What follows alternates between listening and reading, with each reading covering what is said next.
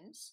He is currently a senior lecturer as well as being PhD program coordinator at the Institute for Advanced Studies in University Malaya. And his work focuses on fisheries policy. He's been involved in development of the national seaweed policy with an aim towards sustainability of seaweed commercialization among Malaysian coastal communities and to positively impact the livelihoods of those communities. Dr. Adibi has a breadth of experience as a researcher, an advisor, and also a business development planner, and encompasses various fishery management themes, including sustainable development strategies, governance, community development, economic development, public policy analysis, and research methodologies. So this breadth of experience has shaped his insight into the flow of using scientific evidence in the policy-making process. Today, he's kindly agreed to share with us his insights into moving from research into policy, and it's not as easy as ABC. I'll invite Dr. Adibi now to give his presentation. Many thanks, Prof. Jenny, for the kind introduction. Yes. Assalamualaikum warahmatullahi ta'ala wabarakatuh, and a very good morning to everyone. I'd like first of all to thank the organizer, Seba, of this event for inviting me here today. Let me introduce myself again. I'm Adibi Muhammad Noor from Institute for Advanced Study, and I joined UM as a senior lecturer in December 2018 after 15 years of working with the Department of Fisheries Malaysia. I'm here today to share my little knowledge and experience on this topic from research to policy, not as easy as ABC. Today's topic is of particular interest to those of you who want to make an impact from your research in order to influence the policy-making process using an evidence-based approach.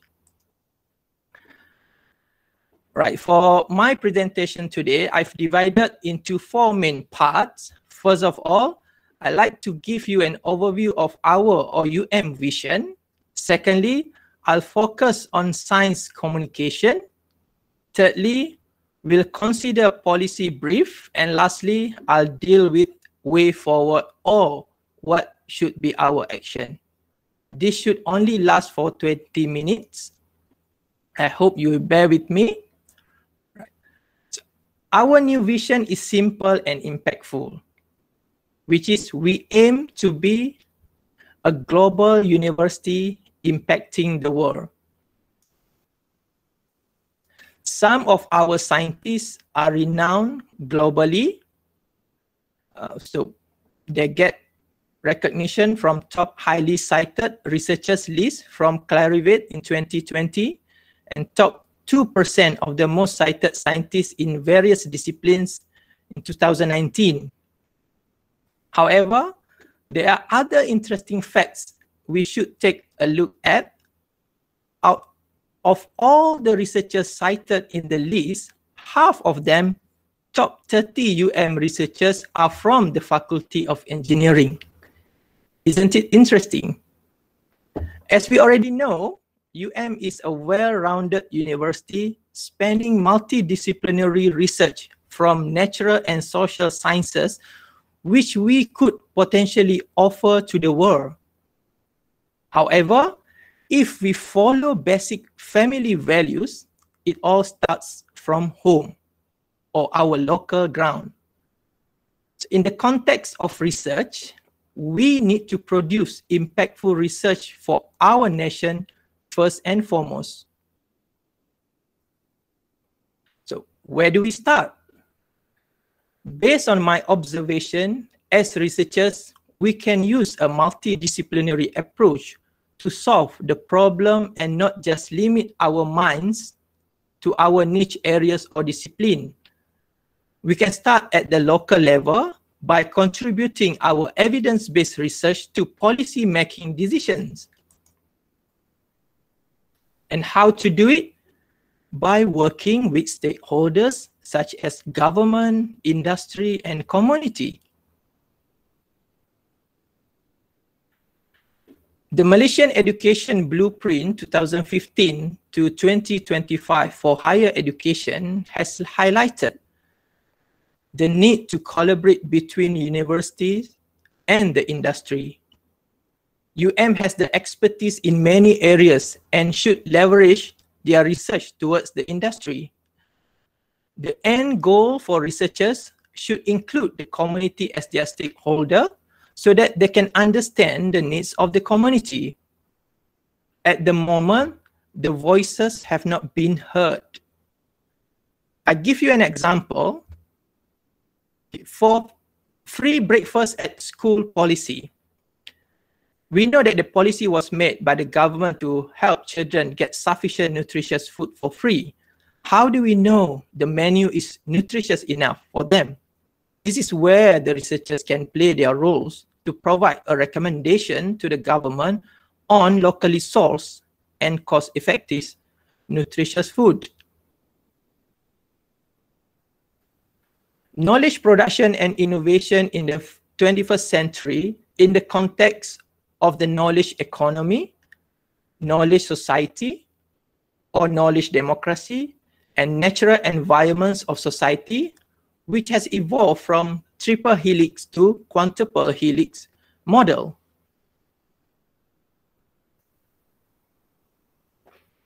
The quintuple helix framework can be described in terms of the models of knowledge by 5 subsystems or helices that it incorporates knowledge and know-how and created and transformed and circulate as inputs and outputs in a way that affects the natural environment. Quintuple helix is a win-win situation between ecology, knowledge, and innovation, creating synergies between economy, community, and democracy. The key elements are active human agents using multidisciplinary approach and circulation of knowledge, which will contribute to innovation and know-how in the community for the economy and environment. So the quintuple helix can be proposed as a framework for transdisciplinary and interdisciplinary analysis of sustainable development and social ecology. So I use this quintuple helix for my sustainable aquaculture project between local aquaculture company and community. So we involve everyone in this project and we include them during our engagement session. According to United Nations, by 2030, the world population will reach up to 8.5 billion, and we must not neglect the impact of our activities on the environment, community, and economic sustainability. Hence, there is a need for good governance of policy here. I believe most of our researchers has included the sustainable development goals in their research grants, application, or publication. And if not, then you should consider including it because Malaysia, together with other 192 world leaders, adopted SDGs way back in September 2015. The Economic Planning Unit, or EPU, is the focal point for sustainable development and acts as a coordinating agency on the initiative related to sustainable development, including the SDGs.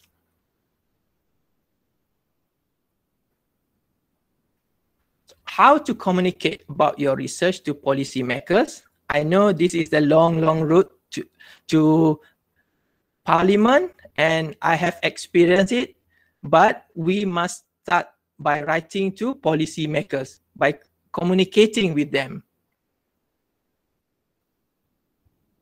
So this is the law-making process in Malaysia, whereby the law or Rang Undang-Undang RUU is brought as a policy via a cabinet paper to the cabinet for approval.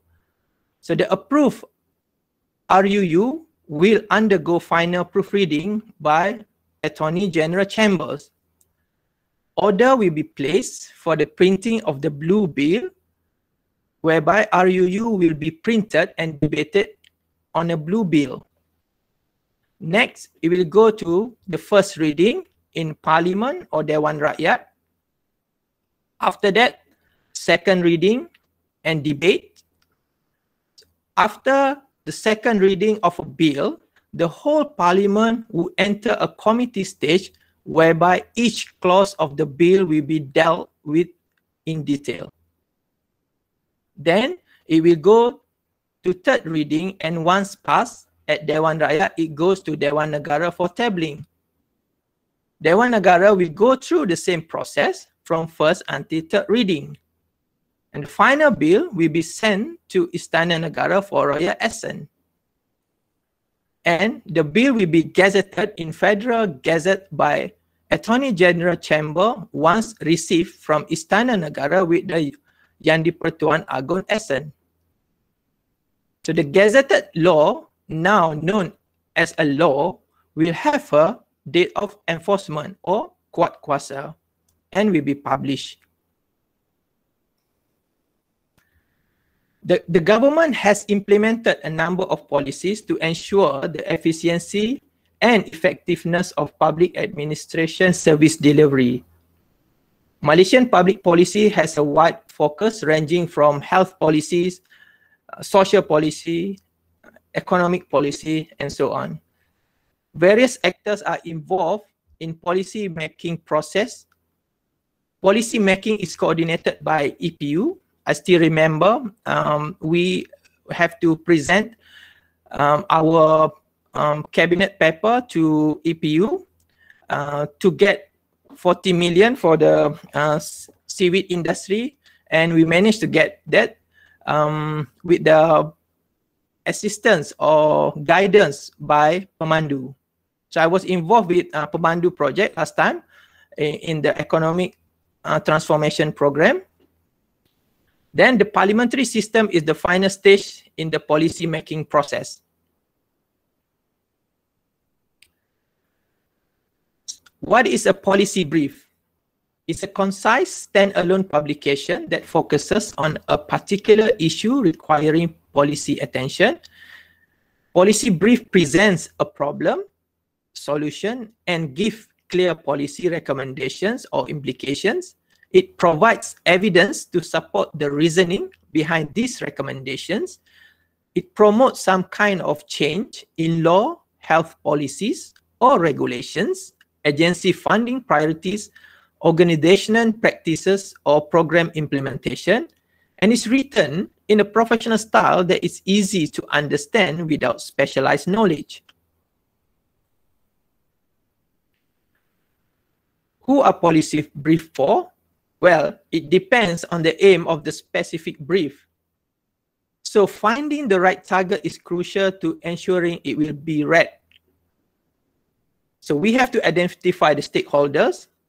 So at the national level, so individuals who make or change government legislation, which is policymakers. For example, members of parliament, local politicians, heads of state, civil servants. So at the regional and international levels, we have regional parliamentary representative or delegates, for example, Asian, individuals or groups from WHO, UNICEF, and so on. And after that, at intermediaries level, we have individuals or groups who influence policymakers. For example, lobbyists, advisors to government, think tanks, media, NGOs, and INGOs. So why we need to use a policy brief? Okay, because the policy brief is the preferred form of communication by those making policy decisions. Based on Jones and Walsh 2008, 79% of policy actors from both developing and developed countries rated policy brief as a key tool. So as a researcher, we can use a policy brief as our business card. Okay, how to start and plan a policy brief? We should start with aim. So what is the aim of the brief? and we have to identify the audience. So who is the audience? And as a researchers, you will come up with a problem. You have to identify the problem. What is the problem or issue in focus, and why is it important? And based on your research, you will get the findings. What did the research find? And how should the findings be framed? So from your findings, you will provide solution or recommendations. What recommendation will you make? Because policymakers, they are busy. They don't have time to read long reports. They are busy with meetings, with official events, and so on. And most policymakers, they are not subject matter experts. And they may not understand jargon and complicated explanations. That's why during my time in the government agency, I like to get involved with the researchers and scientists because I learn a lot from them. Policymakers have conflicting sources of information. They want information presented clearly and concisely without long-winded explanations. They are more likely to read something that looks attractive, appears interesting, and is short and easy to read. Policymakers and researchers are the same, but they are different. For example, policymakers often use non-scientific terminology. And for them, anything that seems reasonable. And it must be policy relevant, timely, and clear message. On the other side, researchers always think about scientific terminology and must be proven empirically and theoretically driven. And for researchers, as long as it takes. And it must be based on caveats and qualifications. So you should plan your policy brief with clear message and purpose. You must summarize the research and present cohesive arguments for a particular course of actions. And it must be presented information in a short, easily digestible form using language that a non-specialist can understand. And please make it visually engaging using photos, graph, charts. And I think nowadays video can make an impact. You should consider what is the most important to the target audience from your main findings of the research. So a good policy brief should have a clear purpose expressed early in the text. It's a cohesive argument supported by quality evidence from your research. It must be relevant, connection to policymaker and context, feasible recommendations, clear language and writing style, easily understood by non-specialists, and visually engaging by using of charts, graph, photos, and videos. So, what is the way forward for you guys or for others as a researcher out there? So your action, you need to plan, write, and communicate an effective policy brief. So by planning and understanding your audience, you have to get in touch with them first in order to understand, and then you can plan your policy brief. Then you have to write a policy brief based on your research and finding, and most importantly, how to get your policy brief out there, because we know that a lot of international organizations, for example, UNICEF, they produce a lot of policy brief. But my experience with them, they said the government agency would listen to them, to their recommendation. So as a researchers, you need to develop your communication skill with the policymakers so that you can influence your research in the policy making process. Thank you very much for listening to my talk. If you have any questions and like to ask, I'll be happy to answer them, or you can email me directly. Thank you very much again for the organizer for inviting me. Thank you. Thank you very much, Dr. Adibi, for that very clear and informative presentation. And I think for many of the audience, it's maybe something we don't think about all that much, but you can see it's extremely important if we want to have an impact on the make changes, not just for Malaysia, as he mentions, it's regional and it's really a global effort when we think about things like the environment and impact. So I'm opening the floor for questions, and I think somebody had a hand up, but I'm trying to see how do I see who has the hand up. I'm sorry, I apologize. I'm not very familiar with seeing everybody. I don't think I can see everybody. So maybe if you have a question, you could just turn on your mic and your camera too, please. Introduce yourself and ask your question. Do we have any questions?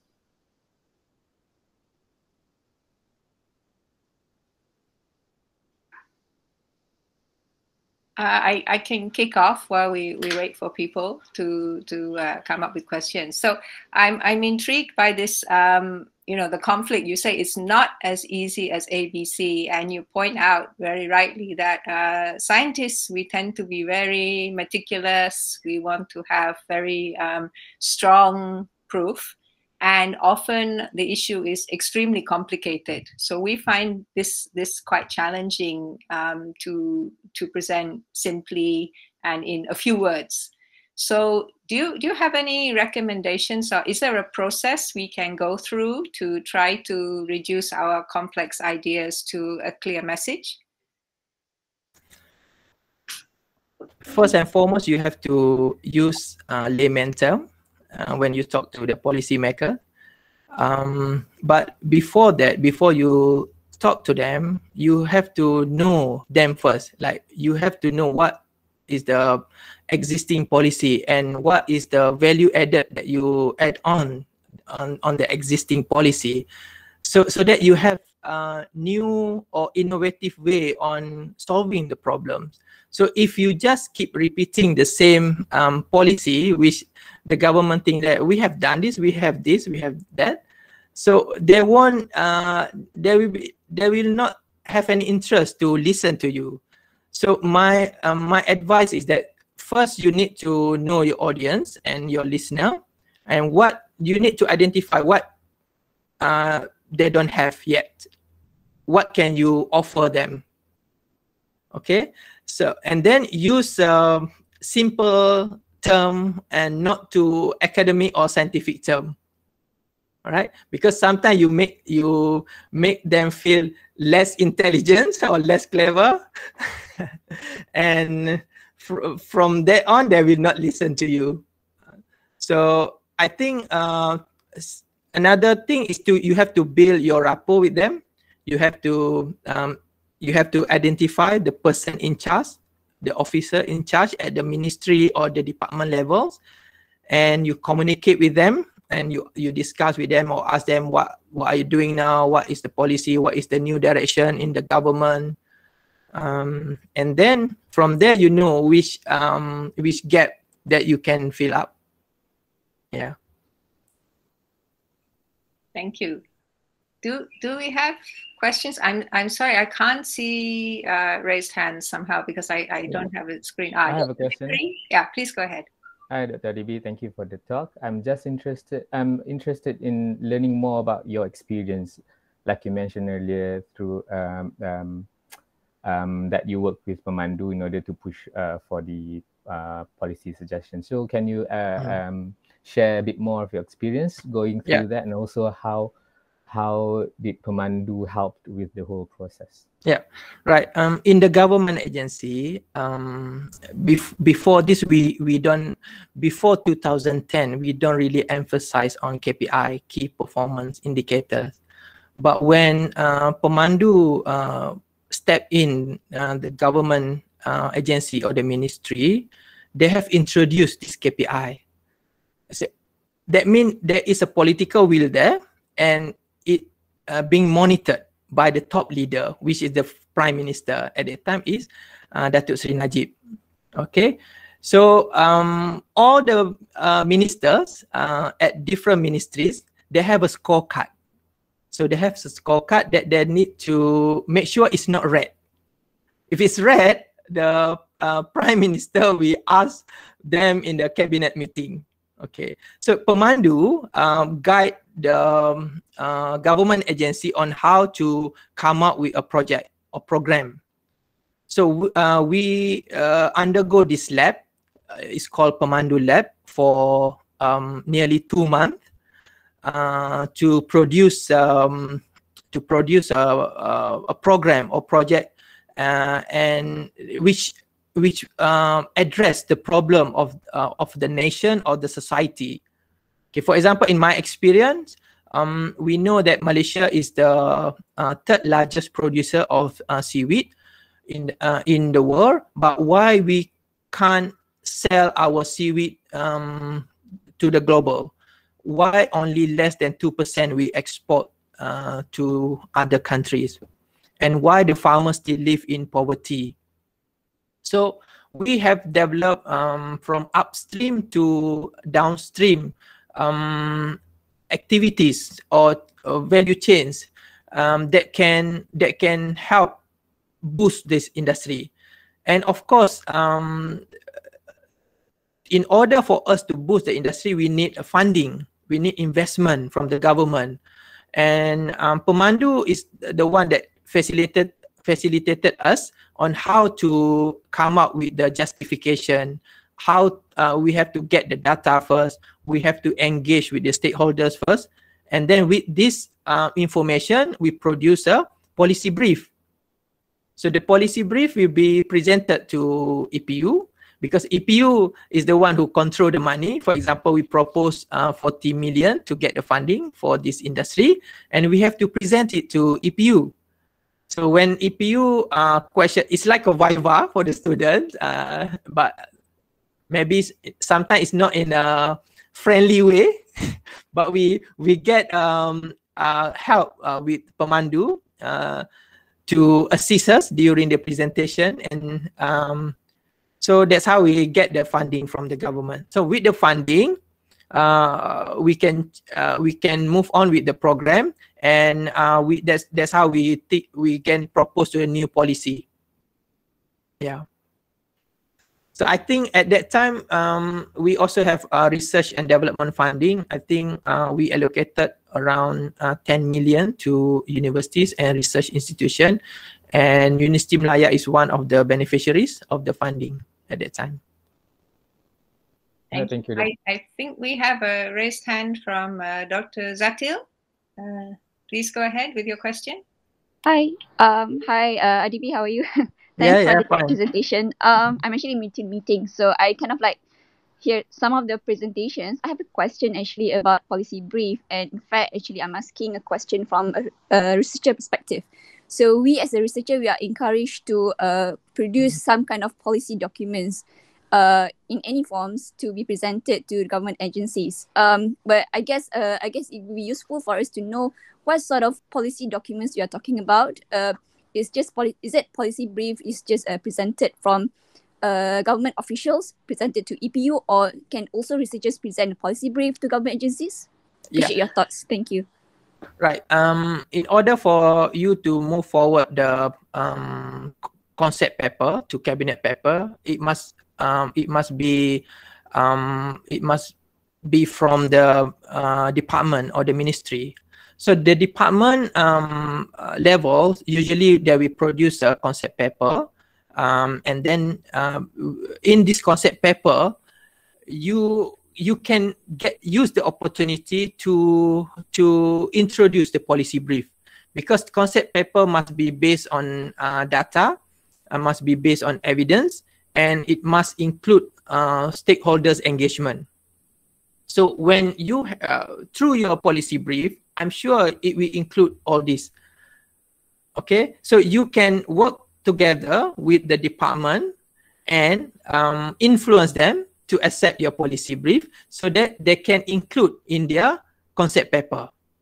So because concept paper is a standard format in the government agency, so the concept paper will be forwarded to the ministry, and then the ministry, when the ministry agree, then it will be forwarded to the cabinet. So you can, I think you have to build your relationship with the department or ministry first. You have to work as a team with them. You have to persuade them to listen to you and to include you in the team. So, okay, I think we have just time for one more question. I saw a raised hand from Suryanti. Please go ahead. Thank you, Jennifer. And good day, Dr. Adibi. I listened to your policy brief and then concept paper, and then you also talk about working with programs. Yeah. So if in terms of timeline, I'm interested in knowing, when do you actually come in and work with the department that you think will pick up your policy brief? And second question is, when you mentioned that you do a program, you get a funding and you execute the program, but you need the data to actually come up with a policy brief. So was that program for the policy brief or for the concept paper? I'm a bit confused on that, but one of the important things that I would like you to let us know is on the timeline. When should we approach a department where we want to, for them to actually consider our policy brief? Thank you. Okay, thank you very much for the good questions. Question number one, when is the timeline? Every 5 years, we have our national policy, right? RMK, Rancangan Malaysia ke 11, now is 12. So in National Malaysia Plan, the 12 Malaysia Plan, we have a short-term, medium-term, and long-term goals.